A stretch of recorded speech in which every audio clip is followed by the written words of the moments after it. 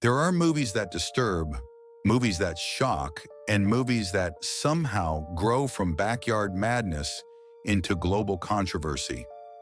But very few films manage to do all three while also launching one of the most unexpected filmmaking careers in cinema history. And that's where Bad Taste stands. A chaotic storm of aliens, gore, chainsaws, and homemade special effects that not only horrified censors, but also introduced the world to a young filmmaker named Peter Jackson, long before he would take us to Middle-earth. This is the story of the little New Zealand film that almost never happened. The film that ratings boards wanted gone, that theaters refused to screen, that governments debated banning outright. The one that was shot on weekends for 4 years using friends, cardboard props, and a teenage director who played 2 roles, spilled more fake blood than the country's film board had ever seen and still refused to tone it down. This is Bad Taste, a film so shocking, so gleefully unrestrained, so unapologetically grotesque that it became legend. The story begins in 1983 when a young Peter Jackson, barely in his 20s, grabbed a 16mm camera, his friends from the local newspaper, and a dream of making the wildest sci-fi splatter movie ever conceived. With no budget, no studio, and no formal training, he did what most filmmakers only fantasize about.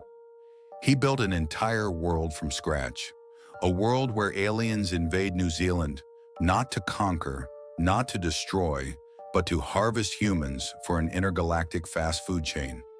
It was insane. It was ambitious. And somehow it worked.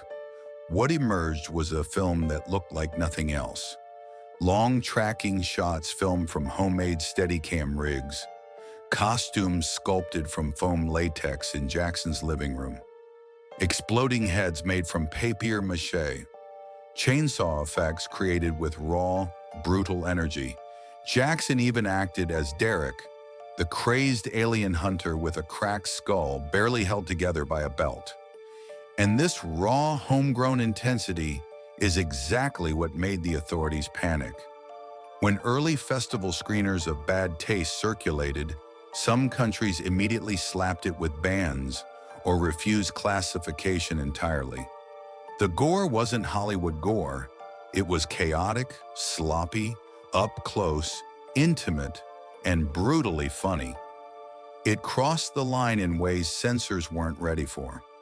New Zealand's government debated blocking the film altogether, fearing it represented the country as a playground for violence-obsessed amateurs. In the United Kingdom, it faced extended review delays under the shadow of the video nasties' panic. Australia threatened to refuse classification unless entire sequences were cut. Some theaters simply refused to screen it, calling it too disgusting for public exhibition. But the more authorities tried to contain it, the more the cult audience grew. The plot of Bad Taste is deceptively simple, but executed with such mania that it becomes unforgettable. A small New Zealand town has gone silent, every resident gone, vanished without a trace.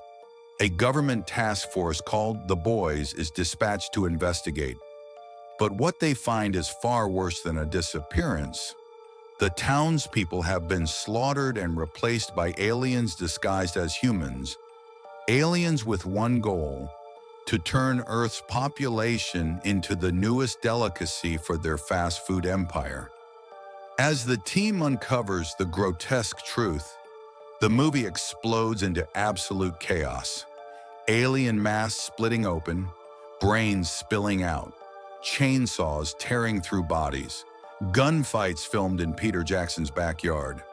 And at the center of it all is Derek, losing his grip on reality as his skull cracks open, muttering, "I'm a Derek," and Derek's don't run. It's wild, it's frantic, it's handmade madness.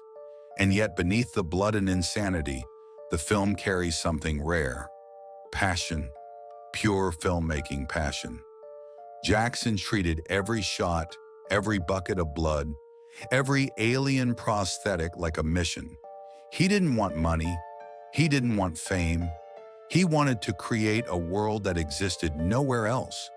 That raw dedication is what ultimately caught the attention of critics. And ironically, the same elements that triggered bans are the ones that made Bad Taste a cult masterpiece. But censorship was a constant battle. Ratings boards weren't prepared for this kind of film.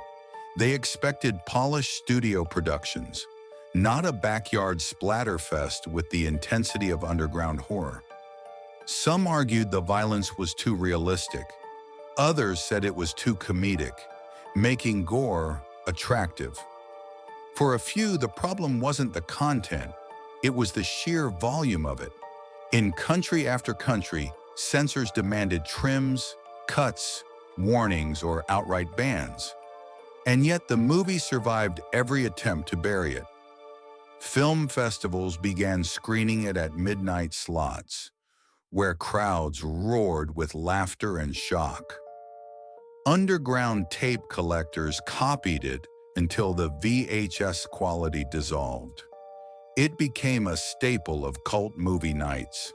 It spread through word of mouth, through bootlegs, through fans astonished that a tiny country like New Zealand could produce something so outrageous.